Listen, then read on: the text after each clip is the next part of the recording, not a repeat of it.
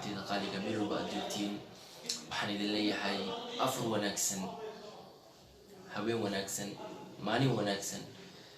dhammaantiin waan idin salaamay inta i daawanayso iyo inta i daawan doonta. ramadaan kariim, ramadaan kariim, ramadaan kariim. alxamdulilah wax kalmaan soo fadhiisan.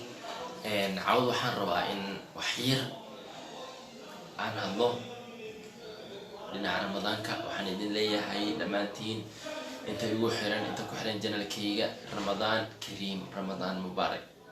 yaa subxaana wa tacaala ayaa bishan soo gaarsiiyey.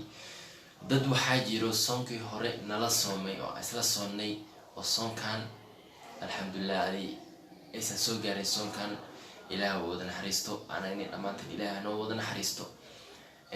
insha allah waxaan rajaynaynaa soonkan soo socdo, sanadkan soo xigo soonkiisa in ilaah subxaana wa tacaala uu nabad nagu gaarsiiyo dhammaanteen.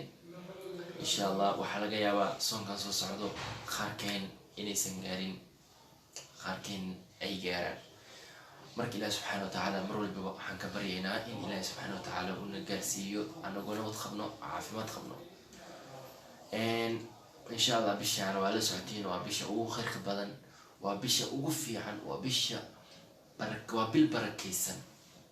waxaa loo baahan yahay in aan dadaalno, hadday noqon lahayd quraan akhris, hadday noqon lahayd salaad dukasho, wax walba waxaan loogu baahan yahay inaan ku dadaalno. bisha 30kan maalin waa 30ka ugu barakaysan bilihii aan soo dhaafno.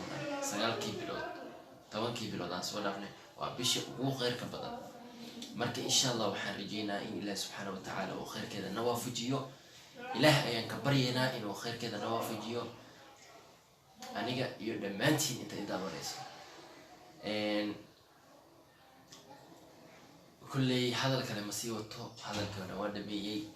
waxaan idin leeyahay ramadaan kariim mar walbo iyo meel kastaa joogtiin. waxaan idin leeyahay ramadaan mubaarak, ramadaan kariim. waxaan idinkaga tagay salaanta islaamku, assalaamu calaykum waraxmatullaahi wabarakaatu. iyo sanadka soo xigo in ilaahay subxaana wa tacaala uu ramadaanka xigo khayr nagu gaarsiiyo anagoo caafimaad qabno. insha allah maca salaama. قرب رمضان واحنا سوا وفي نفس الميعاد، يا رب نصوموا سوا يا رب العباد.